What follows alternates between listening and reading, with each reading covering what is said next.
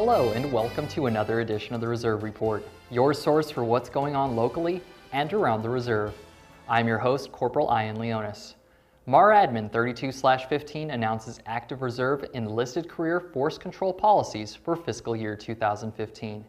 The policies standardize promotion flow points across all MOSs, maintain career progression opportunities for AR Marines, and help retain the best and most fully qualified Marines.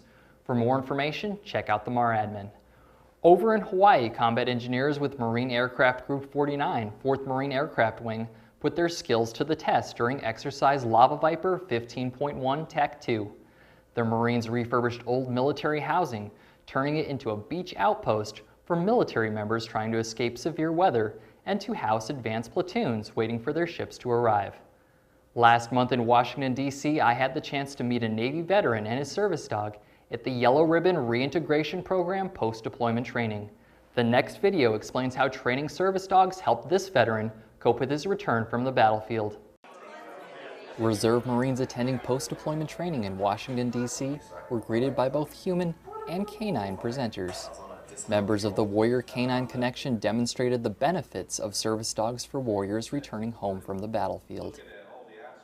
The program enlists warriors in treatment at Walter Reed National Military Medical Center and the VA Trauma Recovery Program in Menlo Park. It enlists them in the task of training a mobility service dog that'll later be placed with a wounded veteran. I was a hospital corpsman for 6.5 years in the United States Navy. My experiences were wide and varied, but the one that had the biggest impact was my deployment to Afghanistan in 2009 and 2010. I was working at the Role 3 Trauma Facility at Kandahar Airfield, dealing with the significant trauma coming off of the battlefield. So when I returned home from that deployment, brought a lot of that imagery and things home with me, which caused a lot of anxiety and some insomnia issues.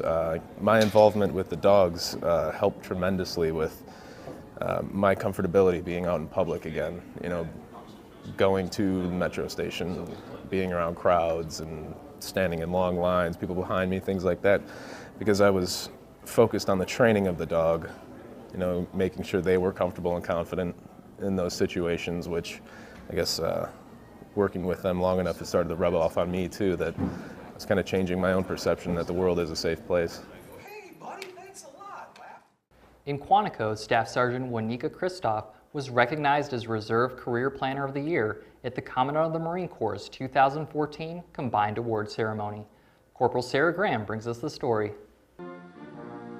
Staff Sgt. Wyanika Christophe of 4th Assault Amphibian Battalion was recognized as Reserve Career Planner of the Year at the Commandant of the Marine Corps Combined Awards Ceremony in Quantico, Virginia, January 28, 2015. When I'm up here and I receive this award, I can't help but think about the Marines who helped to shape me and mold me, you know, those MFR career planners, those division career planners, all the other MSC career planners who have taught me and just never let me, you know, let a Marine walk out without a good reason for not staying in the Marine Corps, right? And so it's not always about starting the Marine Corps. Sometimes you just want to help Marines better themselves. Always been driven, always. From a young lady, she was driven in high school, so this does not surprise me how she is now. Always on time, doing what she needs to do. That's just her. That's what she does.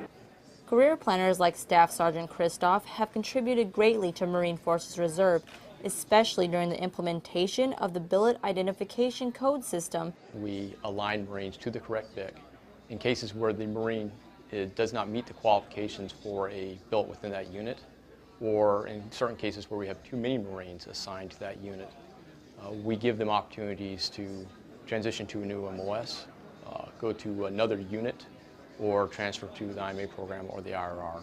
Career planners are invaluable because they provide the counseling to these Marines and make sure they clearly understand each of the opportunities available to them. Sometimes you have to stay later, you have to wake up earlier, and it really is just about how bad do you want it.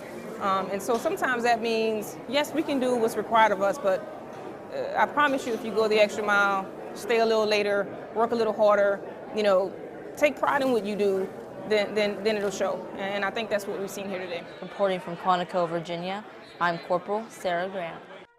That does it for this edition of the Reserve Report. As always, for more news, photos, and videos, Check out our website at www.mar4res.marines.mil. I'm Corporal Ian Leonis. Thanks for watching.